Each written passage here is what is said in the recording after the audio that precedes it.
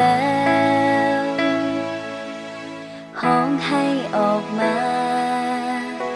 ระบายปัญหาในใจ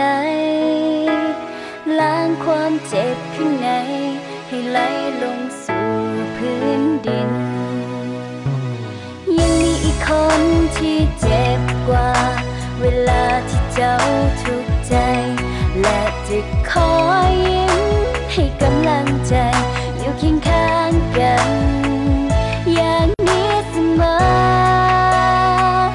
บอกเคยเสียใจที่มีคนหักแบบเจ้าบอกเคยหวั่นไหวกับอดีตที่เจ้านั้นมีแต่เจ้านั้นคือคำตอบให้โลกนี้มีความหมายจะอยู่เป็นคนสุดท้ายให้เจ้าจงมั่นใจ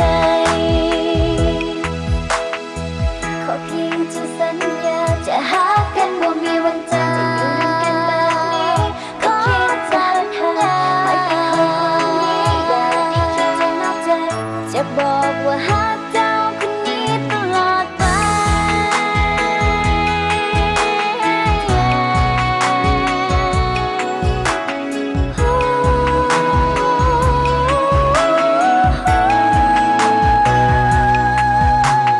ยังมีอีกคนที่เจ็บกว่า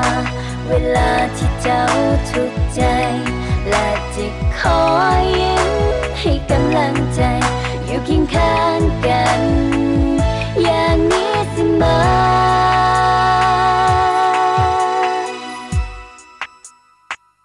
บอกเคยเสียใจที่มีคนหักแบบเจ้าบอกเคยหวั่นไหวกับอดีตที่เจ้านั้นมี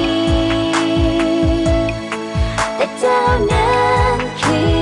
คำตอบให้โลกนี้มีความหมายจะอยู่เป็นคนสุดท้ายให้เจ้าจงมั่นใจแต่เจ้านั้นคือคำตอบให้โลกนี้มีความหมายจะอยู่เป็นคนสุดท้ายให้เจ้าจงมั่นใจ